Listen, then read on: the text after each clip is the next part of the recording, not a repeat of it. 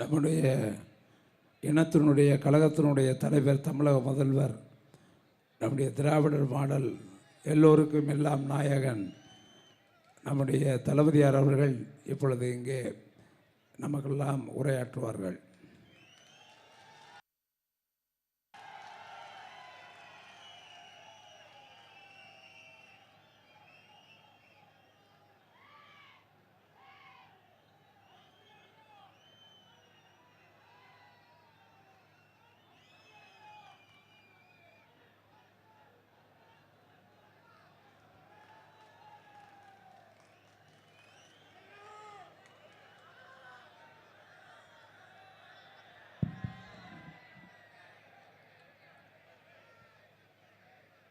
மலைகள், காடுகள், ஆறுகள், அருவிகள், அணைகள் என இயற்கை எழில் கொஞ்சம் தேனிக்கு வந்திருக்கிறேன்.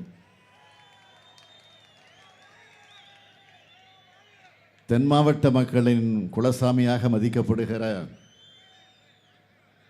வெண்ணிக்குவி கட்டி முல்லை பெரியாறு அணை பகுதிக்கு வந்திருக்கிறேன். வைகையாறும் கொடைக்கானல் மலையும் பக்தர்களுக்கான பழனியும் அடங்கிய திண்டுக்கல் தொகுதி பரப்புரைக்கும் சேர்த்தே வந்திருக்கிறேன்.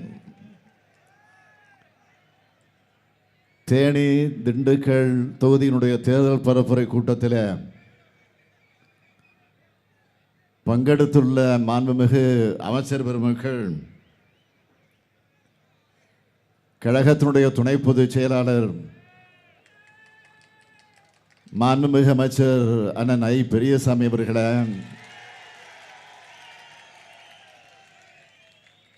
மாண்புமிகு அமைச்சர் சக்கரபாணி அவர்களே, மாண்புமிகு அமைச்சர் மூர்த்தி அவர்களே,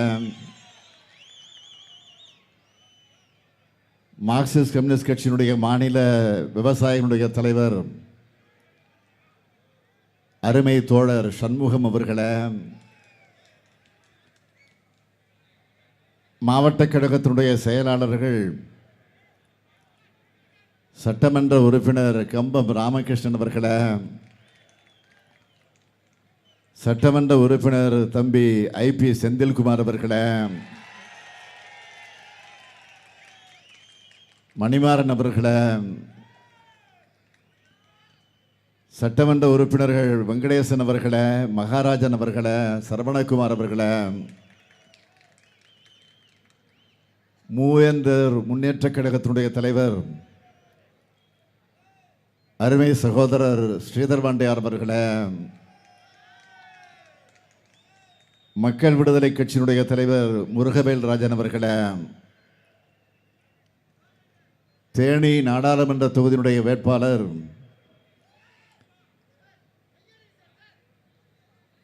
தங்க தமிழ்ச்செல்வன் அவர்களே,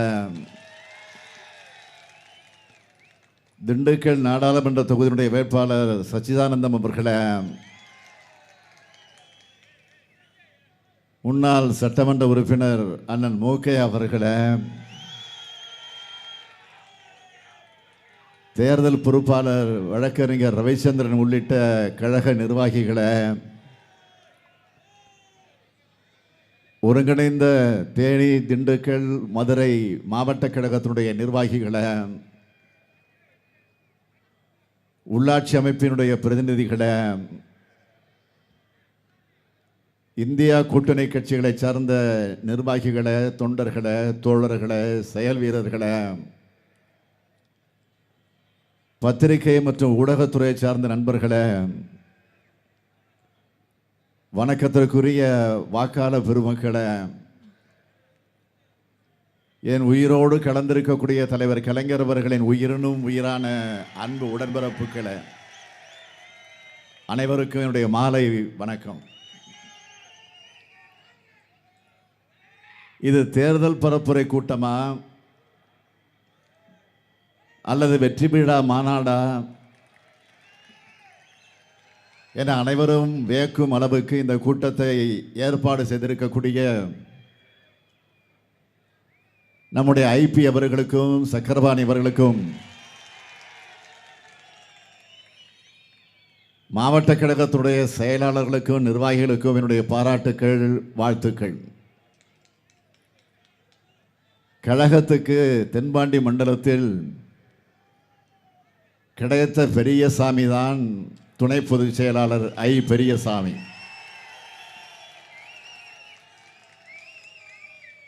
ஐபி அவர்களை பார்க்க நரை தட்டியிருந்தாலும் அவர் உழைப்புக்கு நரை தட்டவில்லை.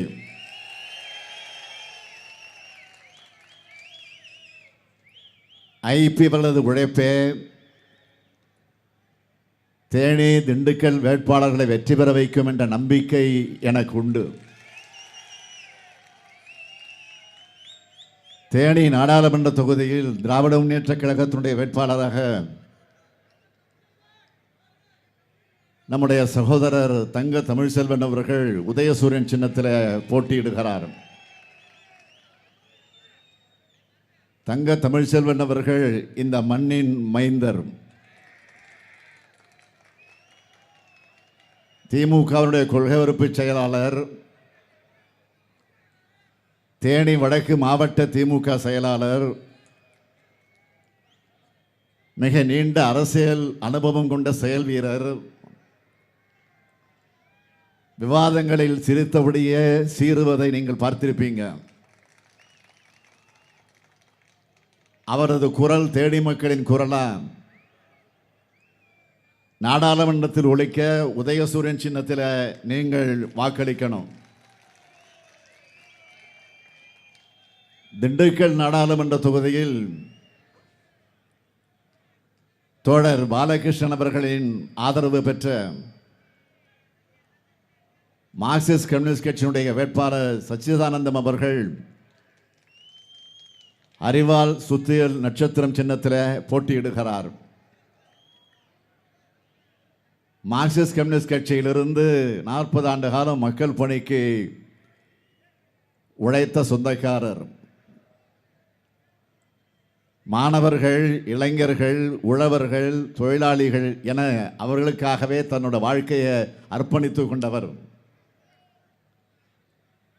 இவரது குரல் திண்டுக்கல்லின் குரலா நாடாளுமன்றத்தில் ஒலிக்க அறிவால் சுத்திய நட்சத்திரம் சின்னத்தில் வாக்களிக்கணும். இந்தியா கூட்டணி சார்பில் நாடாளுமன்றத்திற்கு போட்டியிடும் இந்த 2 வேட்பாளர்களையும் பெருவாரியான வாக்கு வித்தியாசத்தில் வெற்றி பெற வைக்க வேண்டும். தயாராகிட்டீங்களா? தயாராகிட்டீங்களா? நீங்க வாக்களிக்கிறது மட்டுமல்ல, இந்த ஸ்டாலினின் தூதுவர்களாக உங்கள் பகுதியில் இருக்கக்கூடிய மக்கள்கிட்டையும் இந்தியா கூட்டணிக்கு வாக்கு கேட்கணும். கேட்பீங்களா? உறுதியாக கேட்பீங்களா? அப்புறம் என்ன, வெற்றி உறுதி. அதனால வேட்பாளர்கள் இப்போ உட்காரலாம்.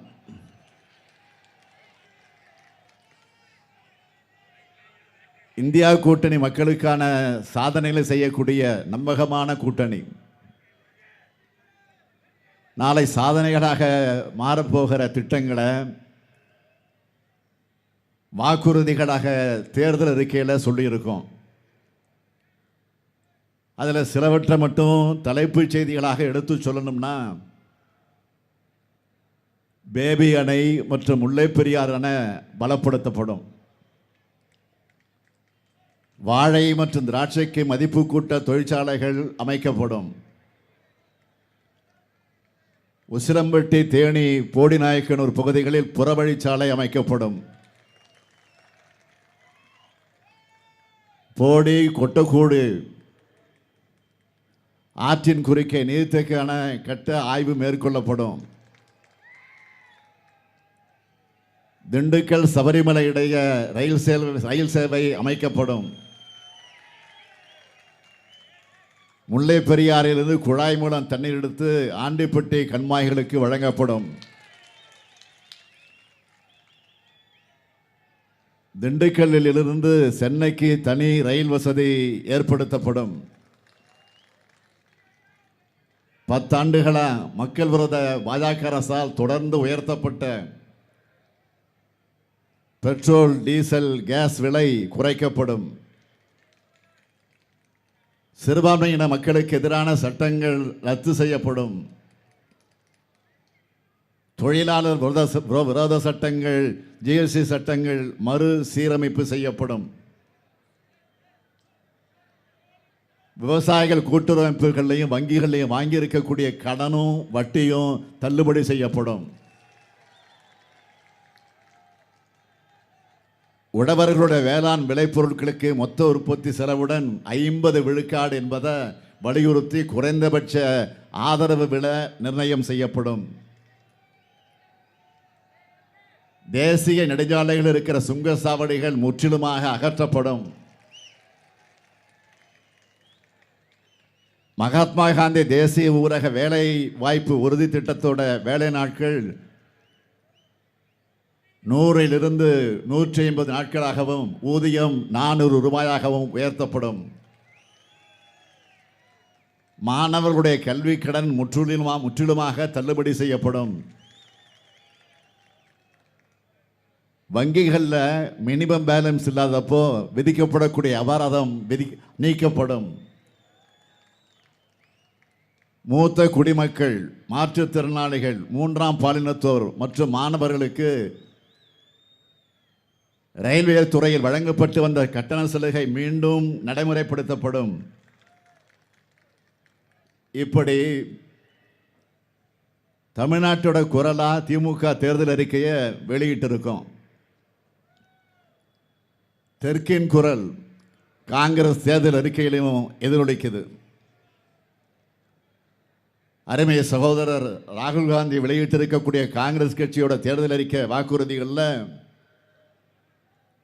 முக்கியமான சிலவற்றை மட்டும் சொல்ல வேண்டுமென்றால், ஏழை பெண்களுக்கு ஆண்டுக்கு 1 லட்சம் ரூபாய் வழங்கப்படும். ஒன்றிய அரசு பணிகளில் பெண்களுக்கு 50 விழுக்காடு இடஒதுக்கீடும் வழங்கப்படும். நாடு முழுவதும் சமூக பொருளாதார சாதிவாரியான கணக்கெடுப்பு நடத்தப்படும். ஒன்றியத்தில் இடஒதுக்கீடு உச்சவரம்பு 50 விழுக்காடு என்பதை உயர்த்த சட்ட திருத்தம் செய்யப்படும். எஸ்சி, எஸ்டி, ஓபிசி பிரிவினருக்கான காலி பணியிடங்கள் ஓராண்டுக்குள் நிரப்பப்படும். எஸ்சி, எஸ்டி, ஓபிசி மாணவர்களுக்கான கல்வி உதவித்தொகை 2 மடங்கு ஆக்கப்படும். விவசாய இடுபொருட்களுக்கு ஜிஎஸ்டி வரி இருக்காது. விவசாயத்துக்கு குறைந்தபட்ச ஆதார விலைக்கு சட்ட அங்கீகாரம் தரப்படும் உள்ளிட்ட மாநில அரசுகளோட உரிமைகளை நிலைநாட்டுகிற பல அறிவிப்புகளை வெளியிட்டிருக்கிறார்கள். மாநிலங்களுக்கும் நாட்டுக்கும் நம்பிக்கை அளிக்கிற தேர்தல் அறிக்கையா காங்கிரஸ் தேர்தல் அறிக்கை இருக்கு.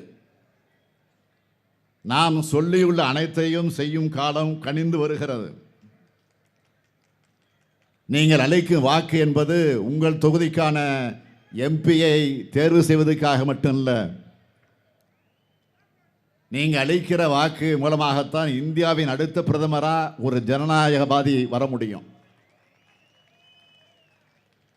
நீங்கள் அளிக்கிற வாக்கு மூலமாகத்தான் மக்களை பற்றி இறக்கப்படும் ஒரு மனிதர் பிரதமராகக்கூடிய சூழ்நிலை உருவாகும். நீங்கள் அளிக்கக்கூடிய வாக்கு மூலமாக தமிழ்நாட்டை மதிக்கிற ஒருவர் பிரதமராவதற்கு வாய்ப்பு கிடைக்கும். எப்படிப்பட்ட பிரதமர் வர வேண்டும் என நாம் நினைக்கிறோமோ அதேபோல இப்போதைய பிரதமர் மோடி எக்காரணத்தை கொண்டு மீண்டும் ஆட்சிக்கு வரக்கூடாது என்பதையும் நாம் மனதிலே வைத்து வாக்களிக்கணும். பாஜக ஆட்சிக்கு வந்தால் அமைதியான இந்தியாவை அமளியான இந்தியாவாக மாற்றிடுவாங்க. ஒரு தாய் மக்களாக வாழுற நம்ம மக்கள் மனசில் வேறுபாட்டு விதைகளை தூவி இந்தியாவை நாசம் செஞ்சிடுவாங்க.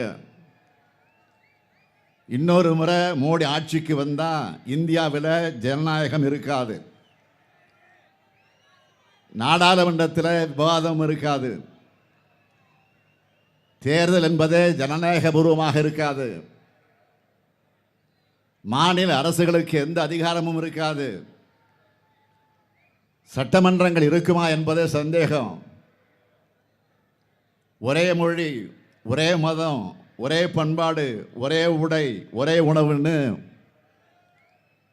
ஒற்றை சர்வாதிகார நாடா மாற்றிடுவாங்க. இவை அனைத்துக்கு மேலாக சமூக நீதியை குழி தோண்டி புதைச்சிடுவாங்க. இத்தனை நாளா வெளிநாடுகளுக்கு டூர் போன பிரதமர் மோடி தேர்தல் வந்துட்டதால இப்போ உள்நாட்டுக்குள்ள டூர் அடிக்கிறாரு. அவர் ஏதோ ஷோ காட்ட வர்றாருன்னு நான் சொல்லலை. அவரே ரோடு ஷோ காட்டுறேன்னு சொல்லியிருக்கிறாரு. நேற்று சென்னையில் எந்த இடத்துல ஷோ காட்டினாரு? தியாகராய நகர், டி நகர்னு சொல்றோம்ல சுருக்கமா, தியாகராய நகர். பிரதமர் அவர்களே, ஏன் அந்த பேரு அங்கே வைக்கப்பட்டது தெரியுமா? தியாகராய நகர்னு. நீதி கட்சி தலைவர் தியாகராயர் சவுந்தரபாண்டியனார் பேரில் இருக்க பாண்டி பஜார் பனகலரசர் பேரில் இருக்கிற பூங்கான்னு திராவிட கோட்டமாக இருக்கிற இடத்துல உங்க ஷோ காட்டினா எடுபடுமா? உங்க ஷோ ஃப்ளாப் ஷோ ஆன உடனே சமூக வலைத்தளங்களில் சென்னை வந்ததை பற்றி எழுதினப்போ சொல்றாரு, சென்னை மெட்ரோ திட்டத்தை விரிவாக்கம் செய்ய போறாராம் மோடி அவர்களை. மாண்புமிகு பிரதமர் மோடி அவர்களை, அந்த திட்டத்துக்கு தடையா இருக்கிறது நீங்க தானே. சென்னை 2ஆம் கட்ட மெட்ரோ ரயில் திட்டத்துக்கு ஒன்றிய அரசு அனுமதி அளிக்காத காரணத்தால் தான் நிதி இன்னும் கிடைக்கல. அதனால திட்டப்பணிகள் தாமதமாகுது.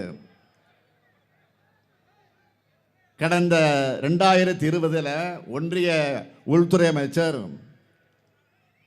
இந்த திட்டத்துக்காக அடிக்கல் நாட்டினார். ஆனால் அனுமதி கொடுக்கல. நான் முதலமைச்சரான பிறகு நடந்த முதல் சந்திப்பில் இருந்து கோரிக்கை வைக்கிறேன். பிரதமரை நேரில் சந்திச்சும் பலன் இல்லை. மதுரை எய்ம்ஸ் மாதிரி சென்னை மெட்ரோவும் அடிக்கலோடு நிற்கக்கூடாதுன்னு இப்போ மாநில அரசோட நிதியிலிருந்து மெட்ரோ பணிகள் நடந்துகிட்டு இருக்கு. இதனால கடுமையான நிதி நெருக்கடி ஏற்பட்டு பணிகள் ஸ்லோவா நடக்கிற நிலைமை. இந்த பணிகளால் ஆண்டுக்கு நமக்கு ஆகிற செலவு எவ்வளவு தெரியுமா? 12,000 கோடி ரூபாய். இத்தனை குளறுபடிக்கும் காரணம் பிரதமர் மோடி. ஆனா இத்தனையும் மறைச்சு பச்சை பொய் பேசுறாரு. சென்னையில் ஷோ காட்டினா மோடி அவர்கள் காலையில் வேலூர் போயிருக்காரு. அங்க அவர் இந்தியில பேசுறப்போ கூட்டம் கை தட்டுது. பலருக்கு என்ன சந்தேகம்னா, வெளி மாநிலங்களிலிருந்து கூட்டத்துக்கு ஆட்களை அழைச்சிக்கிட்டு வராங்களா என்ற சந்தேகம் வந்துடுச்சு. இதுல தமிழ்நாட்டை வளர்க்க போறேன்னு இந்தியில பேசி சபதம் எடுக்கிறாரு. தமிழ்நாட்டை வளர்க்க போறேன்னு சொல்லி இந்தியில பேசி சபதம் எடுக்கிறாரு. பிரதமர் மோடி அவர்களே, திராவிட மாடலில் தமிழ்நாடு வளர்ந்திருக்கிறது, வளர்ந்து கொண்டிருக்கிறது, வளர்ந்து கொண்டே இருக்கும். இதை எந்த மோடி மஸ்தான் வித்தைகளாலும் தடுக்க முடியாது. அப்புறம் வழக்கம் போல குடும்ப அரசியல், ஊழல் கட்சின்னு தேஞ்சு போன ரெக்கார்டைய பேசியிருக்காரு. இதுக்கு நான் எத்தனையோ முறை விளக்கம் சொல்லிட்டேன். உண்மையா ஊழலுக்கு ஒரு யூனிவர்சிட்டி கட்டி அதுக்கு ஒருத்தரை வேந்தரா நியமிக்கணும்னா அதுக்கு பொருத்தமான நபர் இந்தியாவிலே மோடியை விட்டால் வேற யாரும் கிடையாது. ஏன்னா ஊழல்ல சட்டபூர்வமாக்கின சாதனையாளர் மோடி தான். எப்படின்னு கேட்குறீங்களா? தேர்தல் பத்திரங்கள் மூலமா ஊழல் பணத்தை நேரடியாக கட்சி அக்கௌண்ட்டுக்கு வரவும் பிஎம்கேஎஸ் நிதியை உருவாக்கிட்டு உத்தமர் தான் மோடி. வாஷிங் மிஷின் வச்சு ஊழல் அரசியல்வாதிகளை பாஜகவில் சேர்க்கிறது மோடி. ஊழலை பற்றி பேசலாமா? அடுத்து தமிழ் பண்பாட்டுக்கு திமுக எதிரியா இருக்குன்னு பேசியிருக்கிறார். மாண்புமிகு பிரதமர் மோடி அவர்களே, உங்க வாட்ஸ்அப் யூனிவர்சிட்டியில் படிக்கக்கூடாது, புத்தகங்களை வாங்கி படிக்கணும். பிறப்புக்கும் எல்லா உயிருக்கும் இதுதான் தமிழர் பண்பாடு. யாதும் ஊரை யாவரும் கேளி, இதுதான் தமிழர் பண்பாடு. பிரிவினைவாதை அரசியல் செய்கிறது யார்? சாதியாலும் மதத்தாலும் மக்களை பிளவுபடுத்துற நீங்க திமுகவை குற்றம் சாட்டலாமா? இப்போ கூட சமூக நீதியை பேசுற காங்கிரஸ் தேர்தல் அறிக்கையை முஸ்லீம் லீக்கினுடைய தேர்தல் அறிக்கைன்னு கேலி செஞ்சிருக்கிறாரு, விமர்சனம் பண்ணியிருக்கிறாரு. இது பிரிவினைவாத அரசியல் செய்கிறது யாரு? 10 ஆண்டு காலம் இந்தியாவோட பிரதமராக இருந்துட்டு சாதனையா எதையும் சொல்ல முடியாம இப்படி மக்களை பிளவுபடுத்தி பேசுறோம்னு வெட்கப்படணும். நீங்க 10 ஆண்டு காலம் ஆட்சியில் ஏற்பட்டிருக்கக்கூடிய வேதனைகள் நம்மால் மணிக்கணக்கில் பேச முடியும். தமிழ்நாடு வேண்டாம்னு புறக்கணிச்ச மோடிக்கு ஒரே முழக்கத்தில் நாம் சொல்ல வேண்டியது வேண்டாம் மோடி. சொல்லுங்க, வேண்டாம் மோடி. வேண்டாம், வேண்டாம், வேண்டாம். இன்னும் சத்தமா வேண்டாம். தெற்கிலிருந்து வரக்கூடிய இந்த குரல் இந்தியா முழுக்க கேட்கட்டும். தமிழ்நாட்டு வளர்ச்சியை தடுத்தா, தமிழ் மொழியை புறக்கணிச்சா, தமிழ் பண்பாட்டு மேல தாக்குதல் நடத்தினா தமிழ்நாட்டு மக்களுடைய பதில் எப்படி இருக்கும்னு ஏப்ரல் 19ஆம் தேதி உங்கள் வாக்குகள் மூலம் நீங்கள் காமிக்கணும். அமைதியான இந்தியா தான் வளர்ச்சியான இந்தியாவா வளர முடியும். நம்ம எதிர்கால தலைமுறைக்கு அமைதியான இந்தியாவை உருவாக்கி வழங்குகிற கடமை வாக்காளர்களான உங்க ஒவ்வொருத்தருக்கும் இருக்கு. அதை மனசுல வச்சு இந்தியா கூட்டணிக்கு நீங்க வாக்களிக்கணும். அதை கேட்கறதுக்கு தான் நான் இங்கே வந்திருக்கிறேன். இந்தியா கூட்டணி ஆட்சி அமைஞ்சா இந்தியா வளம் பெறும். குறிப்பா தமிழ்நாடு அதிகமாக வளம் பெறும். இங்கே திராவிட மாடல் ஆட்சியை நாம அமைச்சு 3 ஆண்டு காலமா பல்வேறு சிறப்பான திட்டங்களை தீட்டி வரோம். பெருந்தலைவர் காமராஜர் அவர்கள் குழந்தைகளை பள்ளிக்கு நோக்கி வரவழைக்கணும்னு மதிய உணவு திட்டத்தை ஆரம்பித்தார். பெற்றோர்கள் பலர் வேலைக்கு போறதால காலையில் பள்ளிக்கு வர குழந்தைங்க சாப்பிடாம வராங்கன்னு தெரிஞ்சுக்கிட்டு உங்க ஸ்டாலின் தொடங்கி இருக்கக்கூடிய திட்டம்தான் காலை உணவு திட்டம். 16 லட்சம் குழந்தைகள் பசியாரும் இந்த திட்டத்தை பற்றி சமீபத்தில் ஒரு ஆவணப்படம் பார்த்தேன். அதில் ஒரு பெற்றோர் சொல்றாங்க, சாம்பாரில் நிறைய காய்கறிகள் போட்டு செய்கிறாங்க, இதனால குழந்தைகளுக்கு ஊட்டச்சத்து போதுமான அளவு கிடைக்குதுன்னு சந்தோஷப்பட்டு பேசுறாங்க. இன்னொரு தந்தை சொல்றாரு, இப்பெல்லாம் நாங்கள் வீட்டில் செஞ்சா கூட பசங்க சாப்பிட்றதில்ல, ஸ்கூலில் ரொம்ப நல்லா இருக்கு, அங்கே போய் சாப்பிட்றேன்னு சொல்றாங்க. நண்பர்களோடு போட்டி போட்டுக்கிட்டு நல்லா சாப்பிட்றாங்க. 7:30 மணிக்கெல்லாம் சுட சுட சாப்பாடு வந்துடுது அப்படின்னு பேசியிருந்தார். இப்படி ஏழை எளிய நடுத்தர குடும்ப பெற்றோர்களின் கவலையை போக்கி நம்ம குழந்தைகளுடைய ஆரோக்கியத்தையும் அவங்க வகுப்புல சோர்வில்லாம தெம்பா பாடங்களை கவனிக்கவும் இந்த திட்டம் வழிவகுத்திருக்கு. அது மட்டுமில்ல, இதனால எடை குறைவா இருந்த மாணவர்களோட எடை அதிகரிச்சிருக்கு.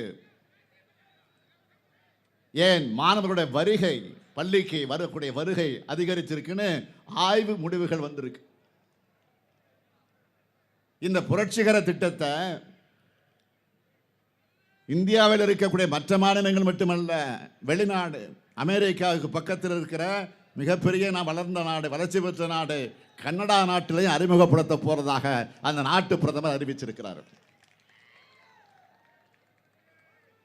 அதே போல கலைஞர் மகளிர் உரிமை திட்டம் பற்றி தனியார் தொலைக்காட்சி ஒன்று பெண்கள் கிட்ட கருத்து கேட்கிறாங்க. அதுல ஒரு தாய்மார் சொல்றாங்க, ஸ்டாலின் அண்ணன் தர இந்த உரிமை தொகை வச்சு எங்க வீட்டுக்கு மளிகை பொருள் வாங்குறேன். உண்மையான தேவை இருக்கிற எல்லாருக்கும் இந்த தொகை போய் சேருது என்பதற்கு நானே சாட்சின்னு சொன்னாங்க. இப்படி தமிழ்நாடு முழுவதும் 1,15,00,000 கோடி 1,15,00,000 பேர் மகளிர் பயன்பெறாங்க. எங்க தாய் வீட்டு சீர் மாதிரி மாசம் 1000 ரூபாய் எங்க அண்ணன் ஸ்டாலின் தராருன்னு பாசத்தோடு உரிமையோட இந்த திட்டத்தை கொண்டாடுறாங்க. உரிமை தொகையால கிராமங்களில் பணப்புழக்கம் அதிகரித்து உள்ளூர் சிறு வணிகர்களின் வியாபாரமும் பெருகி இருக்கு. இது சமூக புரட்சி திட்டம் மட்டுமில்ல, பொருளாதார புரட்சி திட்டமும் இன்னைக்கு மாறி இருக்கு. அடுத்து தினமும் லட்சக்கணக்கான மகளிர் மகிழ்ச்சியா நாங்க ஸ்டாலின் ஐயா பஸ்ஸில் இலவசமா பயணம் பண்றோம்னு சொல்லக்கூடிய விடியல் பயணம் திட்டம். வெளியூர்ல வேலைக்கு செல்லக்கூடிய மகளிர் பாதுகாப்பா தங்குறதுக்கு தோழி விடுதி. கல்லூரியில் படிக்கும் பெண் பிள்ளைகளுக்கு மாதம் 1000 ரூபாய் வழங்கக்கூடிய புதுமை பெண் திட்டம். விரைவில் மாணவர்களுக்கு மாதம் 1000 ரூபாய் வழங்க போகக்கூடிய தமிழ் புதல்வன் திட்டம். இளைஞர்களுக்கு திறன் பயிற்சி வழங்கி வேலைவாய்ப்பு பெற்றுத் தரக்கூடிய நான் முதல்வன் திட்டம். 1 கோடிக்கும் அதிகமான பேர் பயனடைந்திருக்கக்கூடிய மக்களை தேடி மருத்துவம் திட்டம். சாலை விபத்துக்களில் 2 லட்சத்திற்கு அதிகமானவருடைய உயிரை காப்பாற்றி இருக்கக்கூடிய இன்னுயிர் காப்போம் நம்மை காக்கும் 48 திட்டம். இப்படி ஏராளமான திட்டங்களை செயல்படுத்திக்கிட்டு இருக்கிறோம். மக்களுக்கு நான் செய்ய நினைச்ச எல்லாத்தையும் செஞ்சு முடிச்சிட்டேனான்னு கேட்டா இல்ல, இன்னும் ஏராளமான பல வளர்ச்சி திட்டங்களை தீட்டணும்.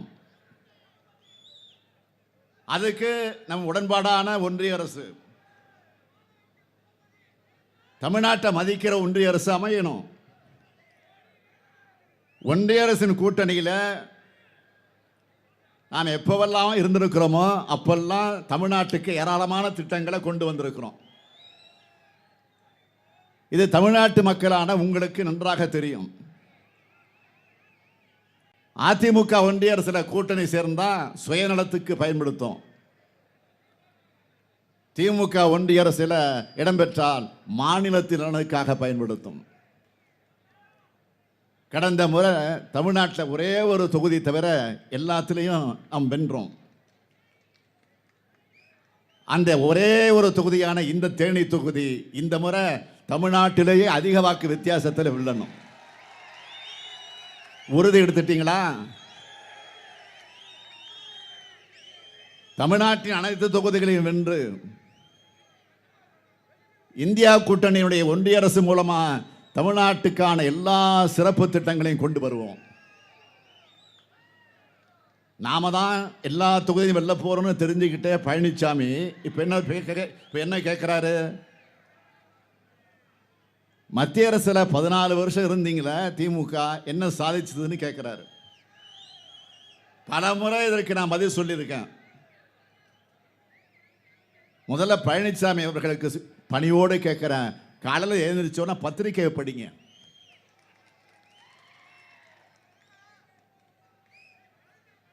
பழனிசாமியால எந்த சாதனையாவது சொல்ல முடியும்? இப்போ ஒன்றியத்தில் ஆட்சி இருக்கும் போதெல்லாம் அதிமுக 2 காரியங்களை தான் செய்யும். ஒன்று, திமுக ஆட்சி நடந்துட்டு இருந்தா அதை கலைக்க சொல்லுவாங்க. இல்லைன்னா தங்கள் மீதான ஊழல் வழக்குகளை வாபஸ் வாங்க சொல்லுவாங்க. இப்படிப்பட்டவங்க நம்மளை பார்த்து கேள்வி கேட்க என்ன தகுதி இருக்கு? தினமும் அமாவாசை எப்பன்னு கேலண்டரை பார்க்கிற அரசியல் அமாவாசையான பழனிசாமி என்ன உளறிட்டு இருக்காரு? ஸ்டாலின் அவர் உளறாரு. ஸ்டாலின் பிரதமர் கனவுல இருக்கிறாரு, அதுக்கு வழி இல்லைன்னு உளறிட்டு இருக்காரு. பழனிசாமி அவர்களே, திமுக பிரதமர்களை உருவாக்குகிற இயக்கம், திமுக குடியரசுத் தலைவர்களை உருவாக்குகிற இயக்கம், ஒன்றியத்தில் ஜனநாயகம் பாதிக்கப்பட்ட போதெல்லாம் ஆட்சி மாற்றங்கள் ஏற்படுத்தின இயக்கம் திராவிட முன்னேற்ற கழகம். இதுதான் வரலாறு. நீங்க என்ன கனவுல இருந்தீங்க? ஒரே நாடு ஒரே தேர்தல்னு பாஜக சொல்லுது. நாடாளுமன்ற தேர்தலோடு சட்டமன்றத்துக்கு தேர்தல் வந்துடும்னு இளவு காத்த கிளி மாதிரி இருந்தார் பழனிசாமி. அவர் வதந்தி கிளப்பின மாதிரி எதுவும் நடக்கல. அதனால தான் இப்போ வாய்க்கு வந்ததெல்லாம் பேச ஆரம்பிச்சிருக்கிறாரு. அம்மையார் ஜெயலலிதாவுடைய மறைவுக்கு பிறகு எல்லா தேர்தலிலும் தோல்வியை சந்திச்சுட்டு இருக்கிற பழனிசாமி அவர்களை, அடுத்த சட்டமன்ற தேர்தலில் திமுக தான் மாபெரும் வெற்றி வரும், பார்த்துக்கிட்டே இருங்க. உங்ககிட்ட இருக்கிற தொகுதிகளையும் சேர்த்து பறிக்க போறோம். அடுத்து என்ன பேசுறாரு? அதிமுகவை அழிக்க நினைச்சவங்க அழிஞ்சு போவாங்கன்னு சவடால் விடுகிறாரு. அதிமுக அழிக்க வெளியிலிருந்து யாரும் வர தேவையில்லை. அதுதான் நீங்களும் பன்னீர்செல்வமும் தினகரனும் அதை போட்டி போட்டுக்கிட்டு செஞ்சுக்கிட்டு இருக்கீங்களே. அப்புறம் என்ன சந்தேகம்? அதில் சந்தேகம் வேண்டாம். அடுத்து விவசாயியுடைய கஷ்டங்களை பற்றி ஸ்டாலினும் உதயநிதியும் பேசலன்னு நீலிக்கண்ணீர் வடிச்சிருக்கிறார் பழனிசாமி.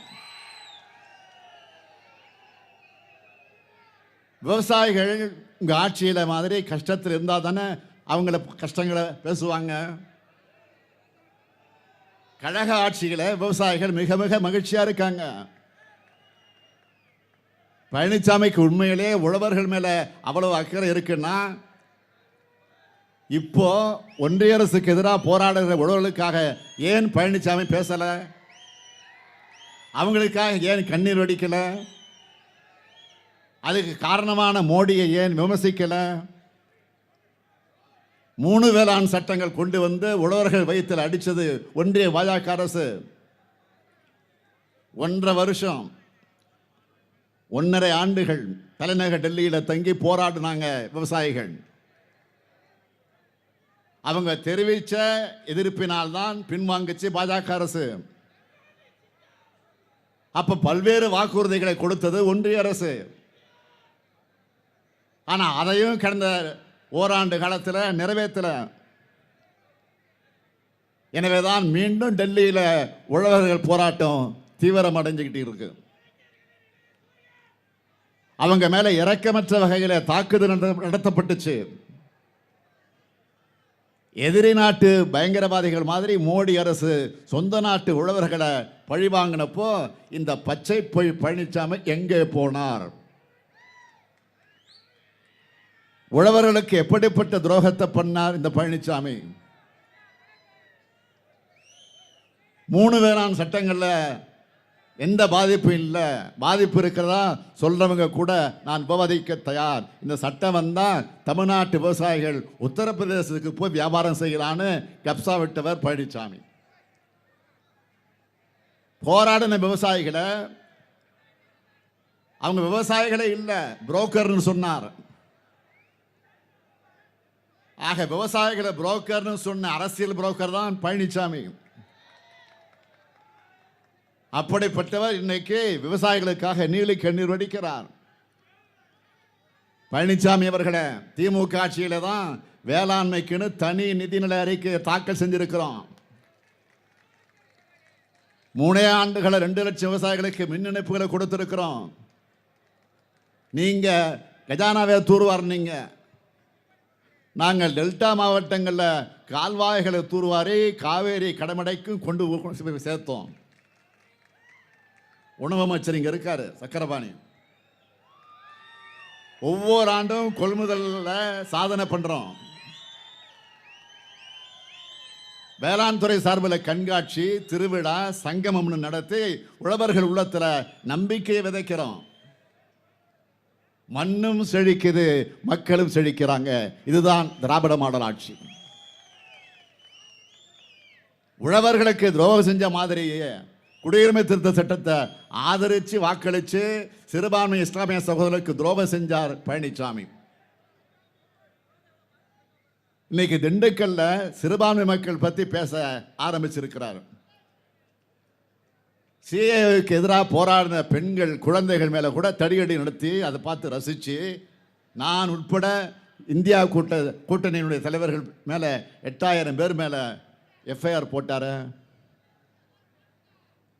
குடியுரிமை சட்டம் வந்தப்போ பழனிசாமி என்ன செஞ்சார்? எந்த முஸ்லீம் பாதிக்கப்பட்டார்னு ஆணவமாக கேட்டார். அதிமுகவும் பாமகவும் அன்னைக்கு குடியுரிமை திருத்த சட்டத்தை ஆதரித்து வாக்களிக்காம இருந்திருந்தா அந்த சட்டமே நிறைவேறி இருக்காது. அதுதான் உண்மை. இந்த 2 துரோகத்தையும் மனதார செய்த கட்சிகள் தான் அதிமுகவும் பாமகவும். இந்த சட்டங்கள் ஆதரித்து ஓட்டு போட்ட பாமக இப்ப பாஜகவோட அமைத்திருப்பது சந்தர்ப்பவாத கூட்டணி.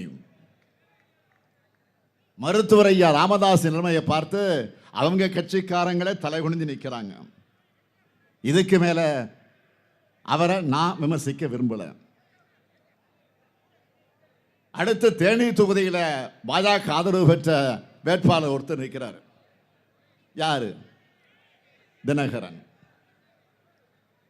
இதே பாஜகவை பற்றி அவர் என்ன சொல்லியிருந்தாரு? பாஜகவில் சேர்வது என்பது தற்கொலை பண்றதுக்கு சமம்.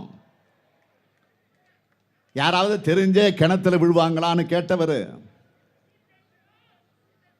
இப்ப என்ன தெரிஞ்ச கிணத்துல விட வந்திருக்கிறாரா? அதைத்தான் இப்ப தேனிக்காரங்க கேட்க வேண்டிய கேள்வி.